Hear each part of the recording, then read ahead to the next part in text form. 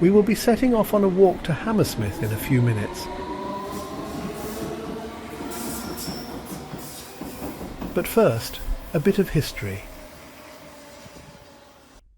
Ravenscourt Park Station is notable, amongst other things, for being the least Instagrammed station on the London Underground.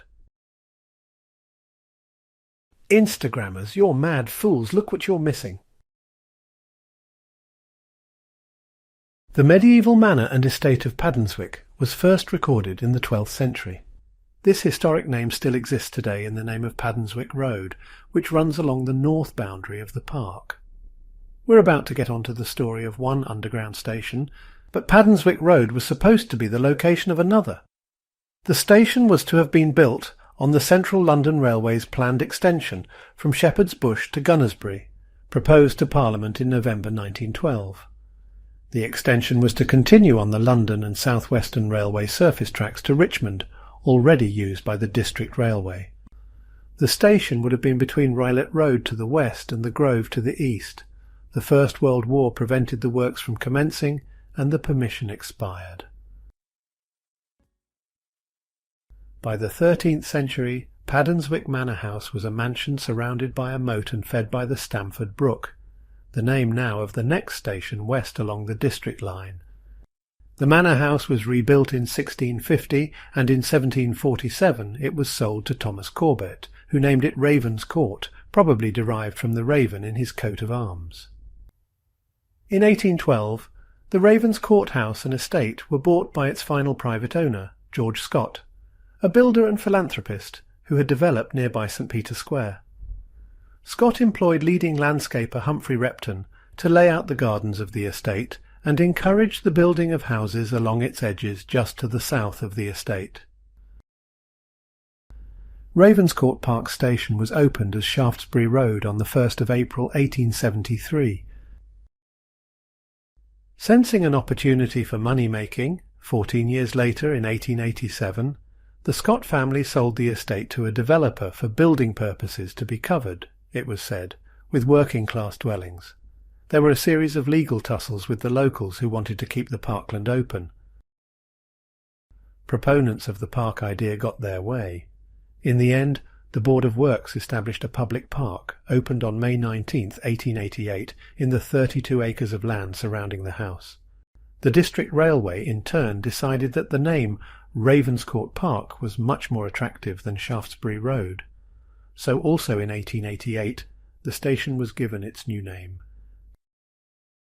There is no trace of the house now. In 1941, Ravenscourt House was severely damaged by incendiary bombs during the Blitz and was later demolished.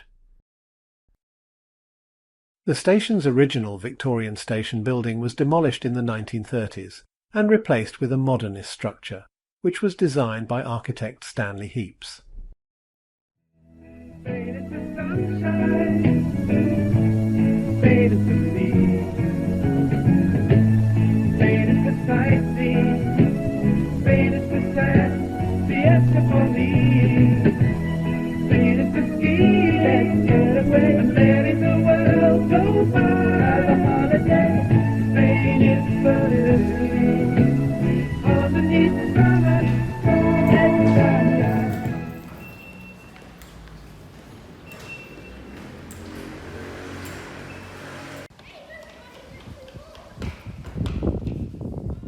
Here we are on hang on, let's watch this train. So here we are on Ravenscourt Road. This connects the station of Ravenscourt Park down to King Street at the end there.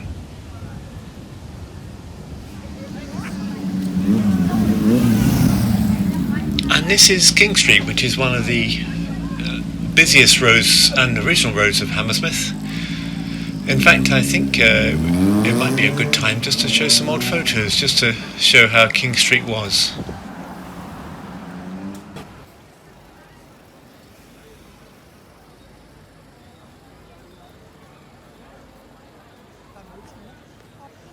King Street has always been a busy Hammersmith shopping street, and this photo depicts number 315 King Street.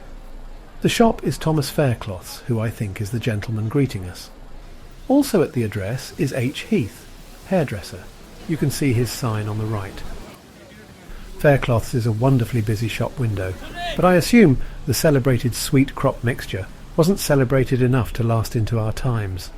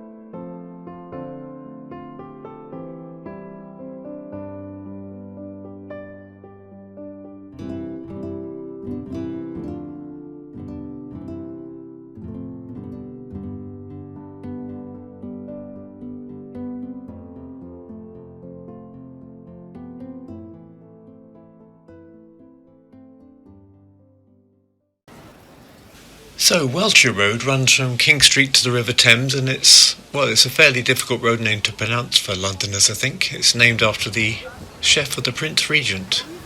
He was called Louis Welcher, who was a German cook of obscure origin, and he became clerk of the kitchen to the Prince Regent in Brighton. This is the A4, the Great West Road, and this splits poor Welshire Road into two. But it's not only Hammersmith so blighted by this road. Behind us to the west was the peaceful Chiswick of William Hogarth. Hogarth House is in Chiswick, and he now has a roundabout named after him. He would have been thrilled.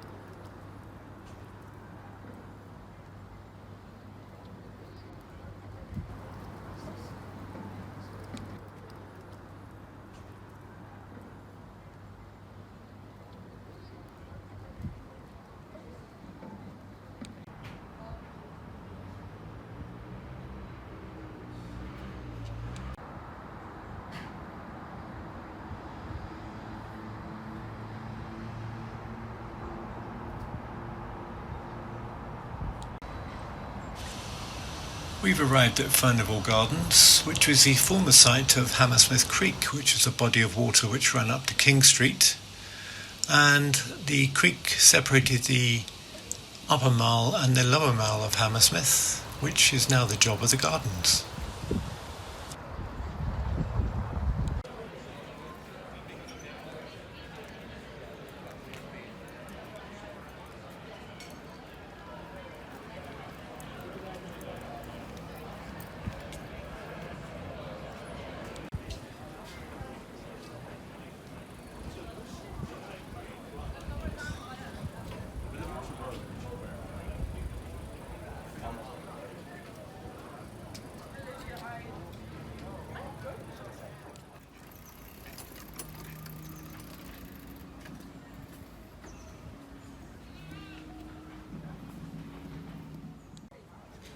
I think